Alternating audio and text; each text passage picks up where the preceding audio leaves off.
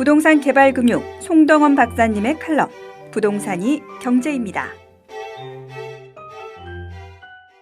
2021년 3월 9일 내년은 대통령을 뽑는 대선이 있는 해입니다.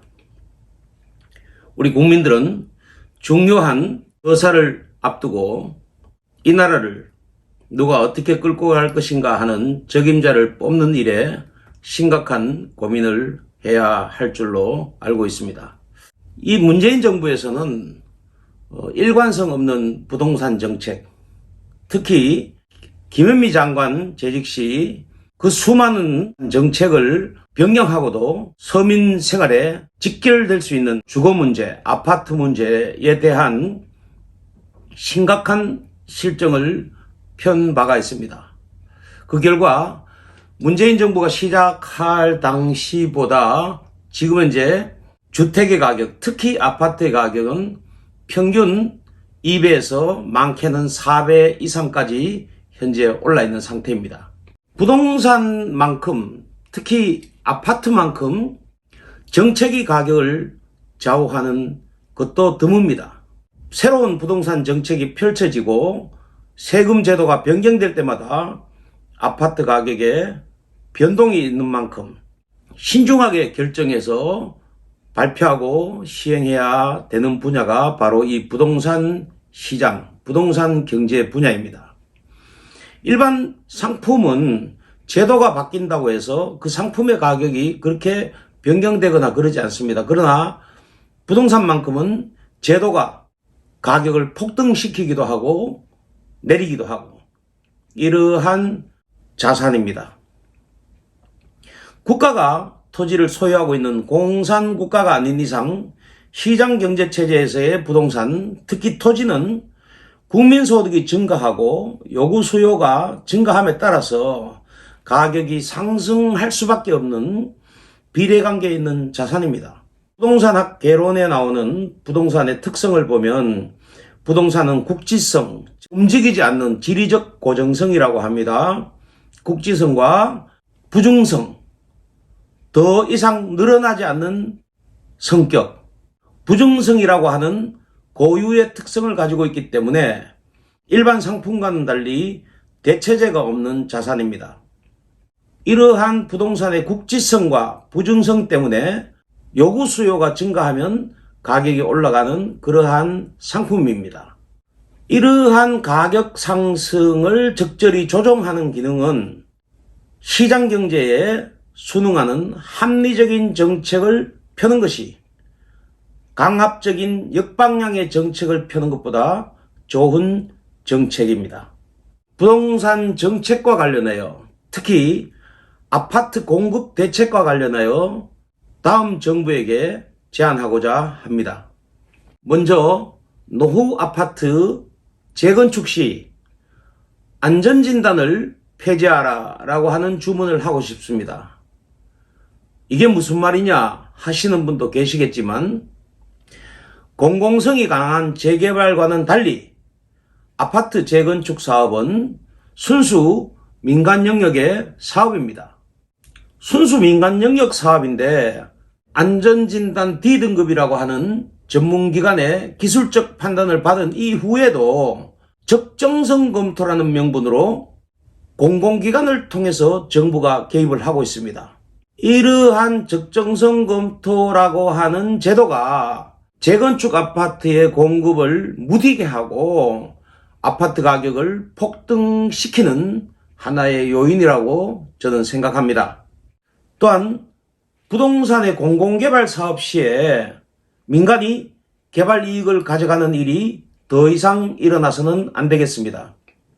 작금의 대장동 사태에서 보듯이 공공개발이라는 명분으로 토지를 수용하고 개발 절차를 당기면서 막대한 개발 이익은 민간 사업자가 가져가는 이런 일이 생기지 않도록 제도의 원천적인 정비가 필요합니다. 또한 부동산 시장을 교란시키는 허위 정보를 이용한 떴다방들을 원천적으로 차단해야 합니다.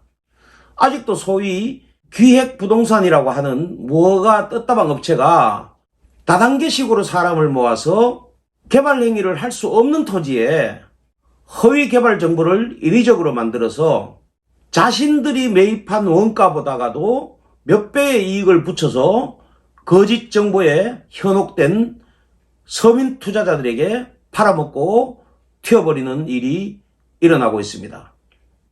여기에 걸려드는 피해자들은 돈 많은 부자가 아닙니다.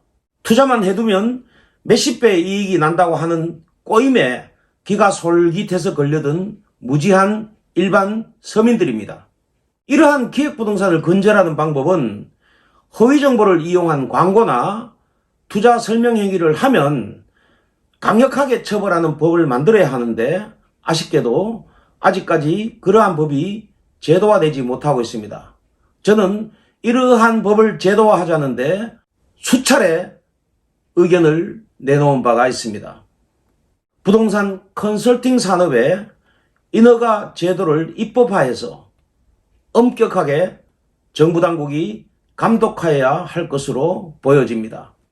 올해부터 시행되고 있는 종합부동산세, 즉 종부세 제도를 즉각 수정하여야 합니다.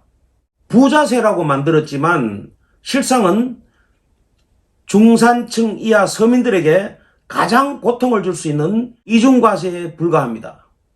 이 종부세는 임대료를 인상시킬 것이고 그 종부세만큼의 가격을 부동산에 붙여서 부동산 가격 상승을 주도할 것입니다.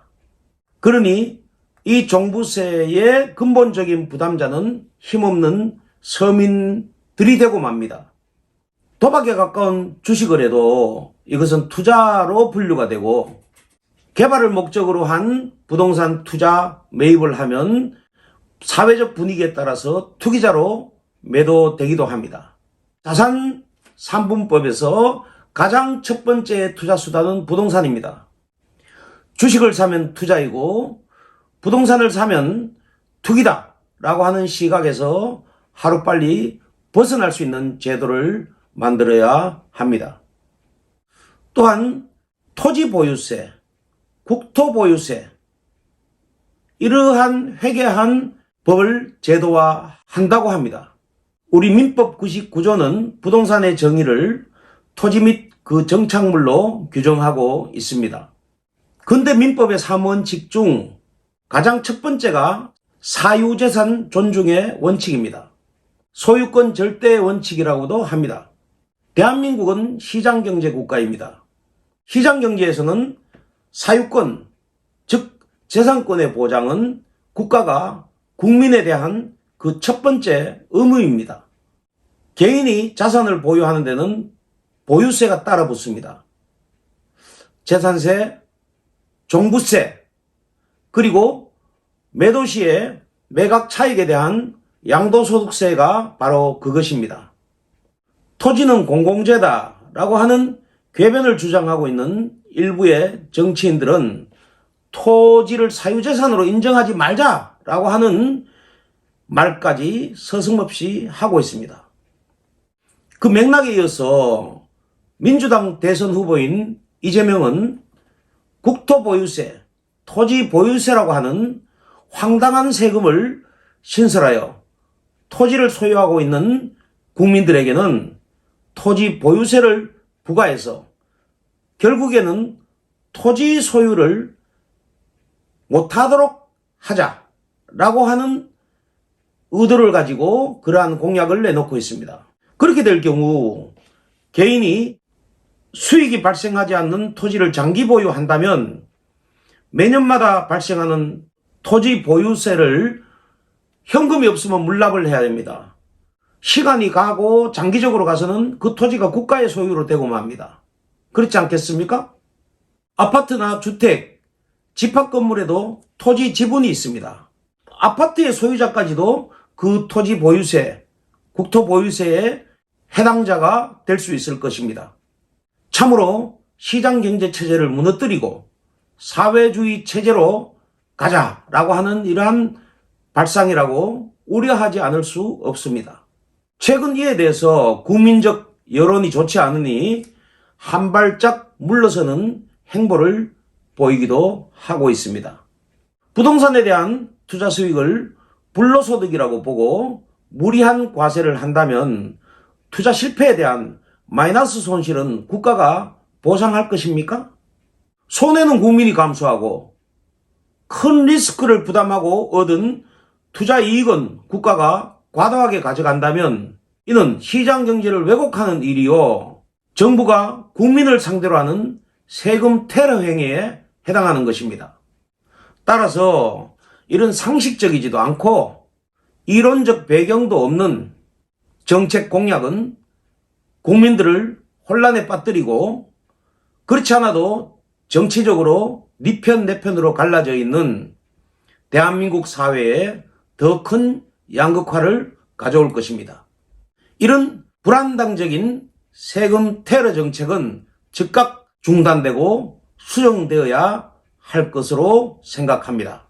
내년에 탄생되는 정부는 정치인들의 의견대로 좌지우지하지 말고 전문가들의 의견을 귀담아 듣고 국민들이 납득할 수 있는 부동산 정책을 펼치기를 촉구합니다.